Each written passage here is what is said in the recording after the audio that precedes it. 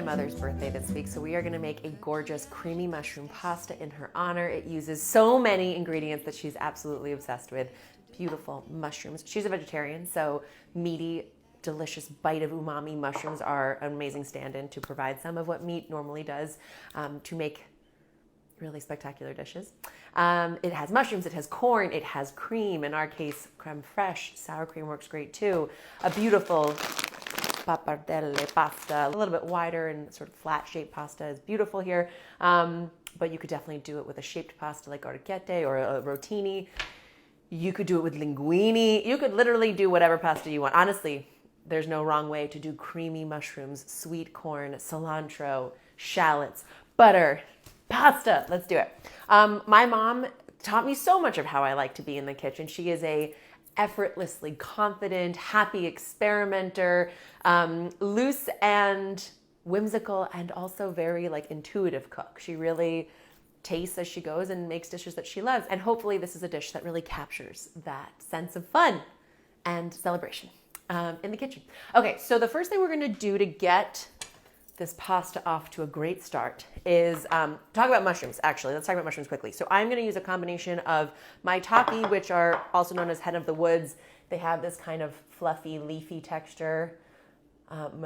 And the reason we love that is because those leaves get really crisp and golden brown, especially when you treat them lovingly with butter. We're also going to use morel mushrooms, which are these kind of textured looking finger mushrooms. So delicious, meaty, and flavorful. One thing I will talk to you about is I am using dried morels today. You can get them fresh, but dried is really much easier to find, and you can get them year round, so it becomes a dish you can make whenever you'd like. One thing that's kind of interesting though about using dried mushrooms, typically you really don't want to soak your mushrooms in water because they are greedy little sponges and they will drink up lots of liquid and dilute their flavor, which is why with fresh mushrooms, you really just take a produce brush and brush them, or a clean damp towel and just brush off any dirt or silt that might have collected. When you're working with dried mushrooms, you have to rehydrate them by soaking them in warm water. And because obviously that dilutes them, you then want to take them, once they're nice and plump like these are, then you want to take them out and let them hang out a couple hours on a dish towel to get rid of as much moisture as you can. I did a little experiment because I didn't have hours to let them hang out on a dish towel, and I popped these into a 200-degree oven and let them hang out while the oven was preheating, killed the heat, let them hang out like 10 minutes in the lukewarm sauna, and it worked. They got rid of a lot of their steam much faster than otherwise, and we will see how the final result turns out. Experimentation, like my mother taught me in the kitchen. If you are using dried mushrooms and you have some of the mushroom tea from your soaking of the mushrooms left over, save it. That's like mushroom broth. You can add it to your sauce to build out the sauce, add the mushroom flavor that we love. So you get benefit even when you're not using the fresh mushroom.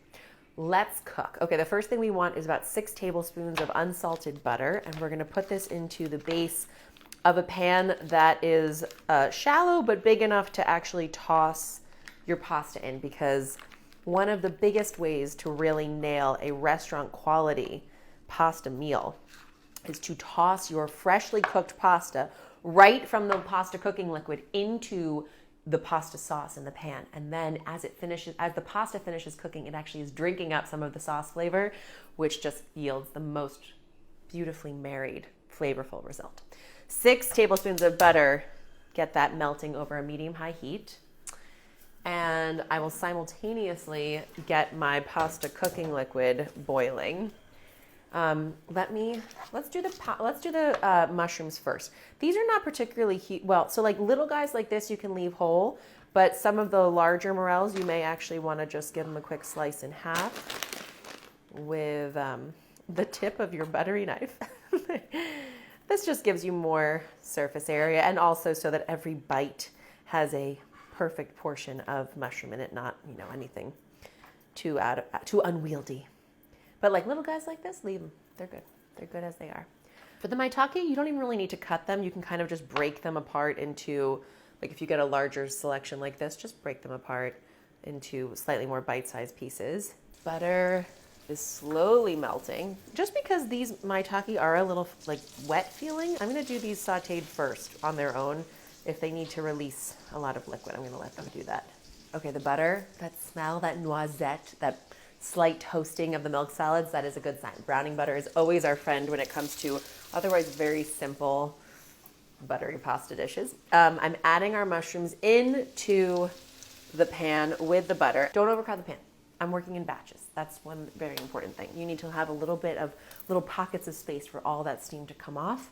Otherwise, you risk having gummy, chewy mushrooms. One thing to keep in mind is that once you've added the mushrooms to the pan, you really don't want to mess around with them too much. A lot of maximizing the flavor of the mushrooms is giving them time to create the texture that you want, to release their moisture and get crisp as a result in that browning butter. We're literally going to leave them here doing their own thing for 4 or 5 minutes before we mess around at all. Then I'll give them a quick toss just to make sure all sides are coated in that butter. Finish them off with a pinch of salt at the end of their cook, which will release a little bit more water and really maximize that texture and flavor. And then we will continue with the rest of this beautiful pasta sauce. So while the mushrooms are going, I'm going to get a head start on our corn. And you'll notice that this corn is going in at the bitter end just to sort of warm up with the residual heat of the pasta itself.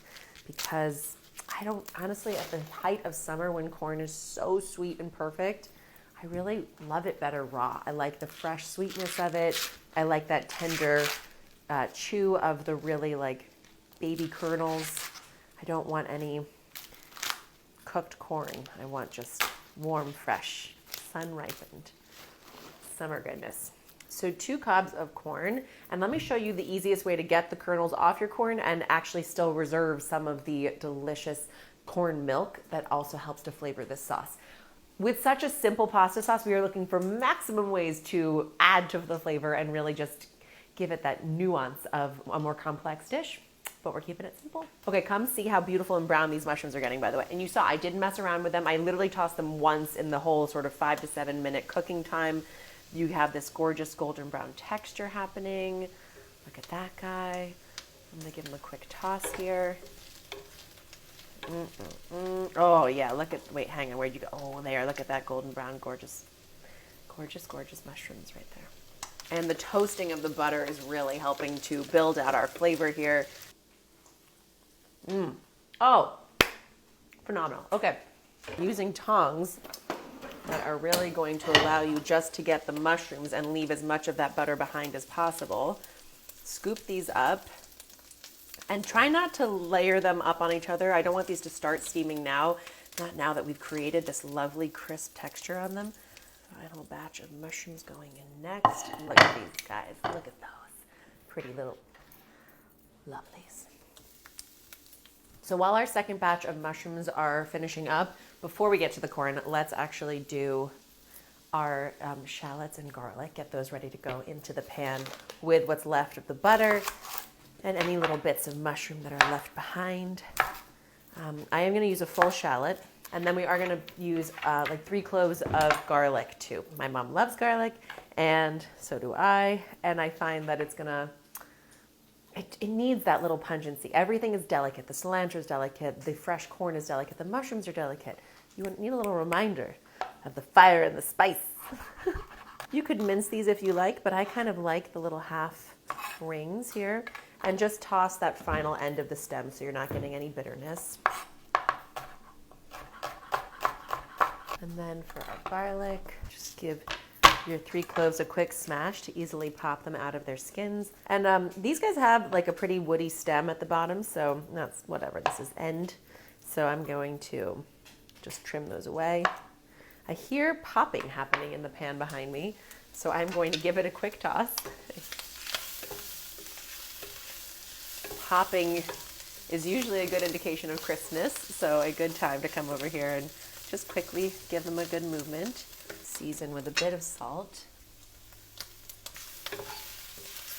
So for the garlic cloves, I was thinking slices actually. And because I crushed the garlic, they're really already sort of like halfway between a slice and a mince, so you will have garlic throughout every bite, which is lovely. Wow. Both hen of the woods maitake and morel mushrooms have this like earthiness to them that is still so delicate and mild. You're not like overpowered with tons of flavor, but they have, first of all, they love butter. They really love butter and salt.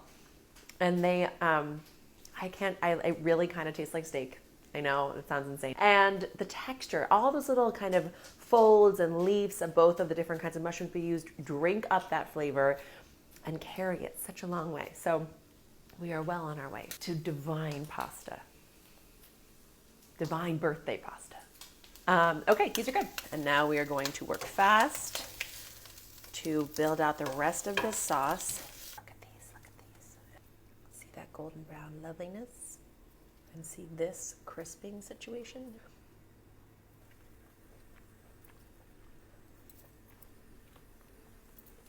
Delightful. I'm gonna add another 2 tablespoons of butter just to make sure I have enough liquid at the bottom of the pan.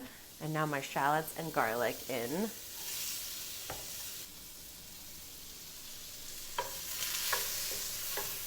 And I have my pasta water coming up to a boil, and I will add my noodles in next.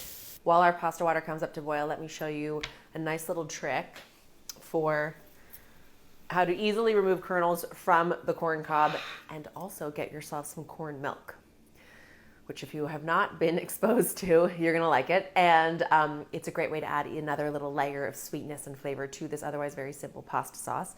So on a flat surface, I'm just holding my cob down and slicing down to easily remove the kernels. And now you have a flat surface to work with, which makes your life that much easier. And this is a very delicate, lovely pasta dish. So don't go too close to the cob that you're gonna start to get that kind of woody part of the kernel. You just want that sweet, delicate outermost kernel. And add your corn kernels to your bowl. And here's how to get the corn milk. You're gonna take the back of your knife and run it down the edge of the kernels that you just removed to soak up every last drop of that wonderful corn flavor. Okay, I brought a pot of very salted water to a boil, but one thing to point out is I actually only brought just enough liquid to cover the pasta I'm gonna use. Concentrating your pasta water, so using just enough to cover the pasta you're cooking, means you get much more concentrated starch in that liquid gold pasta water, which we're gonna use to build the glossiest, most delightfully hugging the noodle sauce imaginable. So minimal water. I am using this lovely dried pappardelle. You can use fresh if you have it, and I will break them up once they can come undone from their little bundles. Okay, pasta is ready. I am reserving a full cup of that luxurious liquid gold. By the way, look at how creamy and opaque that color is. That's how we know we got starch in there. Starch and salt, so delicious. Draining our beautiful pappardelle pieces and tossing them right into the pan with, did you see how browned? Do you see how beautiful our mushroom and garlic got? And now quickly, so they don't burn, into the pasta with a splash of that liquid gold to start to bring everything together. And our chili flake, which I meant to add earlier, but it's gonna be fine, it's gonna go now. If you remember, add it in with the garlic and shallots. Oh yes. And oh my gosh, the butter, the garlic, the shallot, all being married together. Hello, what are you doing out here? Get back inside.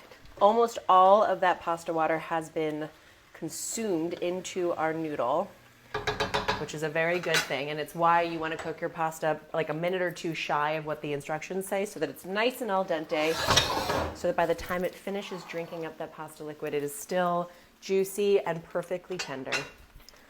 I'm removing it from the heat now, and I'm going to add in a full heaping half cup of grated Parmesan cheese. Oh yeah, so good. And a few big spoonfuls of creme fraiche. You can use sour cream. And you do want to add this dairy off the heat. Sometimes adding extra dairy products over the heat has a tendency to break them. So stir it in with a little bit more of that pasta water. And let's just toss them. Come see, come see.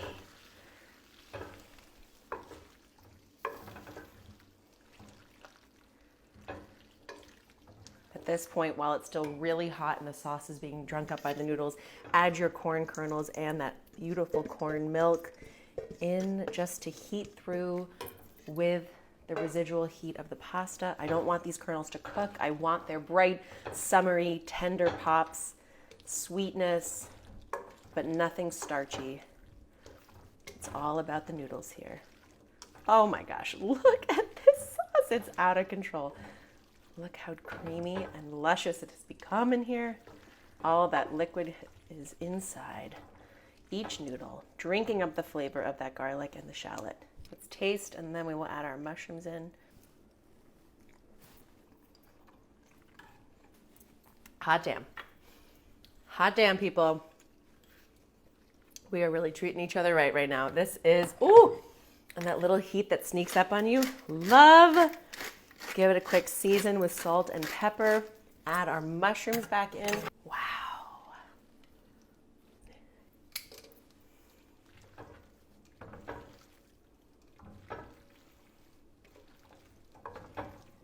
Glorious, cheesy, creamy, heavenly, silky, delightful essence of pasta. Now, two last beautiful additions to our pasta dish. I am going to tear some lovely fresh leaves of cilantro over top, but I went to my grandmother's garden and got these lovely baby chives from her plant. So we are going full family involvement here. And these delicate chives are just going to build in that perfect additional layer of mild oniony flavor that is so welcome.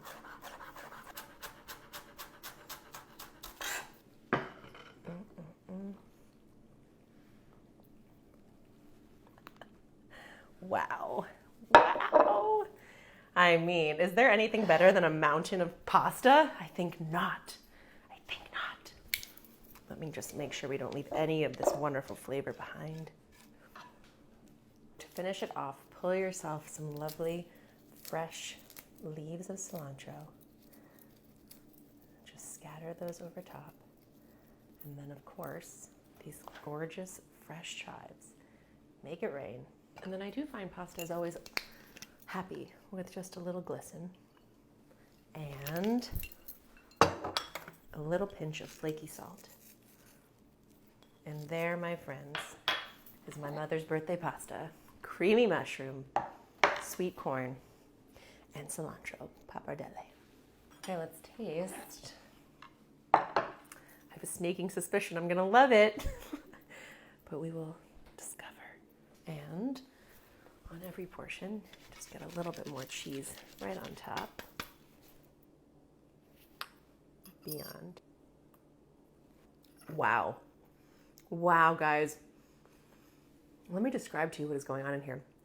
First of all, we have tanginess from that little bit of creme fraiche so that the creamy butteriness is balanced. It's really rich, but it's got just enough tang to make it feel very well proportioned. The mushrooms, there's two different tastes here. The morels that are kind of buttery and rich and meaty, and the maitake that are a little bit juicier. You've got the cilantro and the fresh chives, that wonderful, vibrant green hip. You've got the sweet pops of corn that are all sugar and none of that kind of bland starchiness that cooked corn can get.